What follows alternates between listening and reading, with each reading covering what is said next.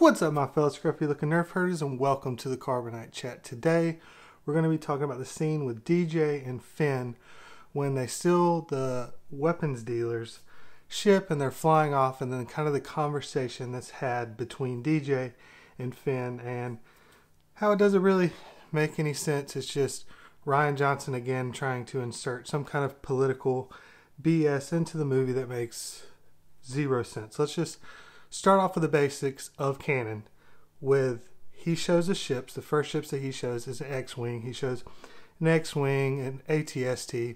He shows some different first order ships. Now, he says that this is the weapons dealer selling them. Now, the problem is, of course, is in canon and in the incredible cross-sectional books, it talks about that these ships are actually made by Sinar Jamis.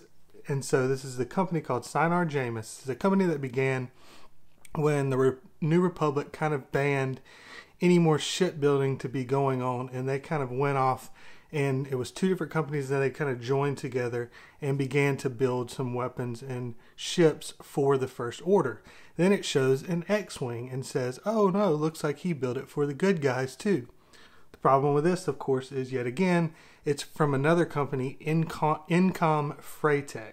Now, so just right off the bat, I guess this guy just happens to own two of these companies, or probably the most likely is that this just doesn't make any sense at all.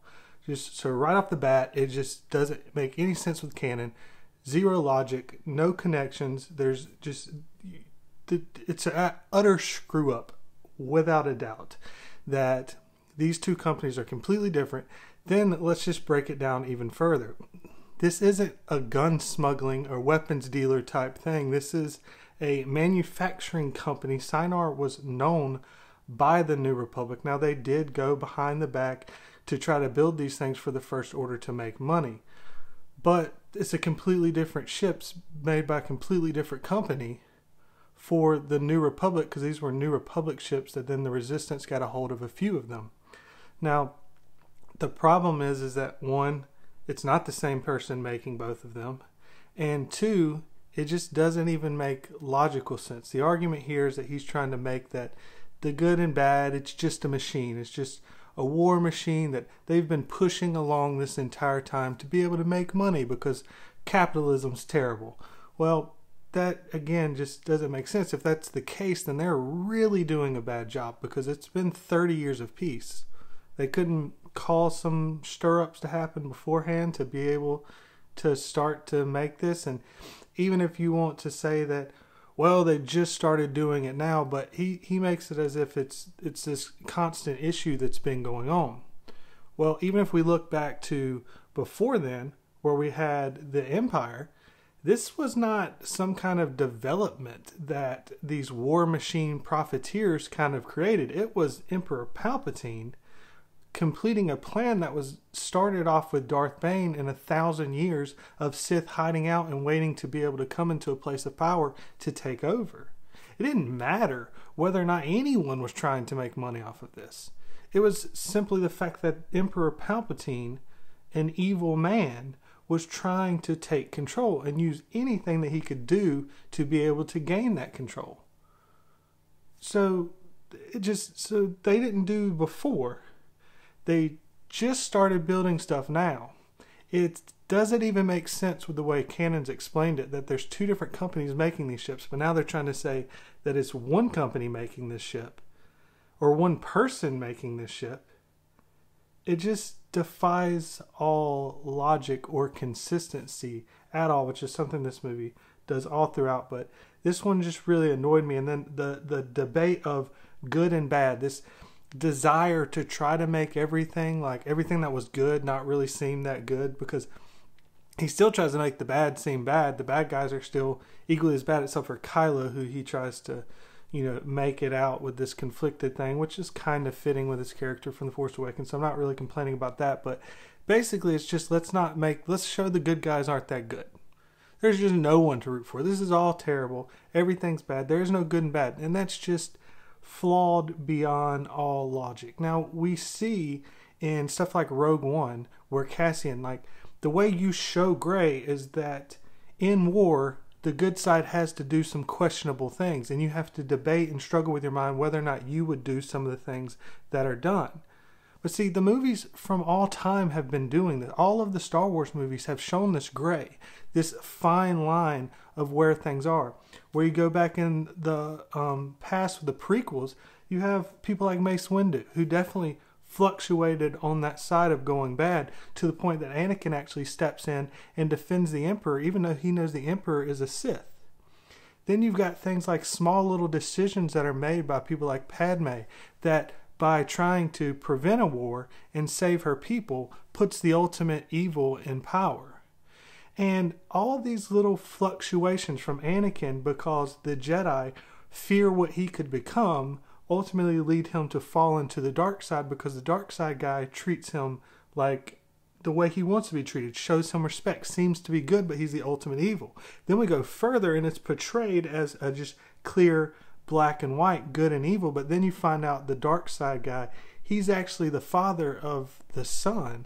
And so then we go into Return of the Jedi, and now there's this conflict. We still have good and bad. We have the Republic versus the Empire, and we have this battle, but inside of that is the struggle of this conflict with this gray area. You have Luke kind of going to the dark side a little bit and actually attacking and almost killing his father, and then stops, and then it's his father that sees in his son the suffering, and then he changes. See, there's all of this fluctuation between the just dark side and light side that you see, but that's done in characters. That's how good storytelling is. But see, this is just utterly terrible storytelling and doesn't even fit with canon.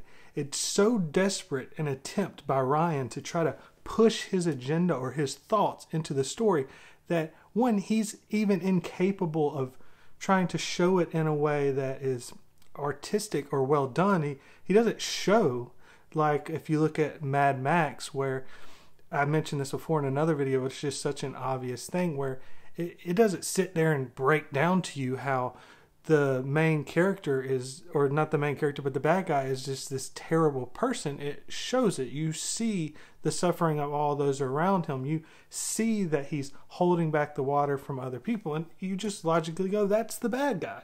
That's how we've always been. And then there can be some fluctuation between the characters from that point on, but you have to have these extensive points, because then who do you root for going forward? But Rian can't do this. Rian has to just tell you directly and say, here, let me sit down and preach it to you. Let me learn you something, as DJ says. You're so stupid.